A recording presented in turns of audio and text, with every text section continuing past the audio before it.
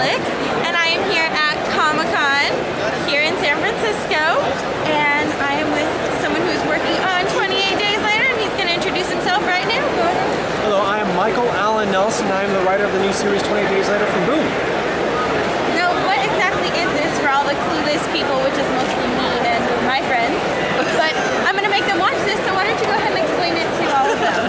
Okay. Well, there was a film that came out several years ago called 28 Days Later. I'm assuming you've seen it. If not, you're dead to me. No way. I'm dead to him. Did you hear that? How sad is that? I gotta go. Interview over. So, but anyway, if you're familiar with the film, what I'm doing is I'm telling the story of one of the major characters. Her name is Selena.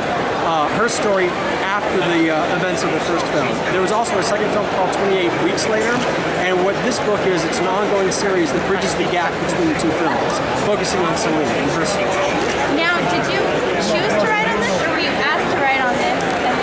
I had to audition for this. Obviously, it's a big property. When Boom Studios wanted to get the license to do this, the creators of the film had some ideas of who they wanted to write it. And so I remember talking to Ross saying, if you get 28 Days Later, I want to write that book. Well, he's like, there's no guarantee that can happen. So what I did was I actually wrote a small little short story about Selena and sent it to them, and they loved it and said, okay, we'll let him do it. And so I've been working on it ever since. Now, of course, everything has to be approved by the creators of the film, so you know that it's canon, that they agree and approve of everything that I'm doing, so that way there's no weird like aliens coming down or anything stupid like that. So does that sometimes make you nervous, like knowing that they're going to come down and maybe change things? Yes and no. It does make me nervous because obviously, as a fan of the film, I want to do right by them. You know, I enjoy the film. I love the universe that they created, and I want to show the proper respect. And so, but also, it's nice having them say no to this or no to that, or you need to tweak this, and that sort of way.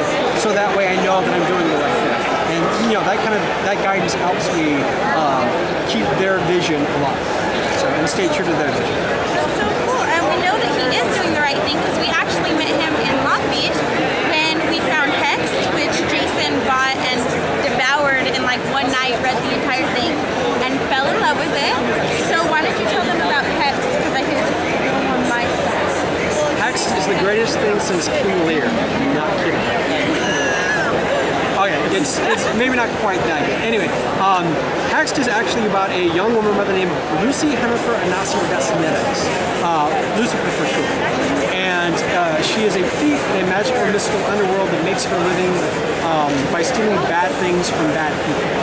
And the story of Hexed is about how she gets caught between a rock and a hard place and how she gets out of it. I wanted to write a story about a strong female protagonist who was able to compete in a very difficult world without using superpowers, but by her wits and wits alone. So.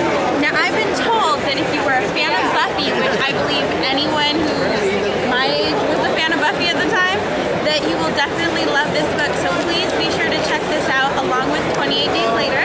And is there anything else you'd like to tell all our fans at home or clueless people like me?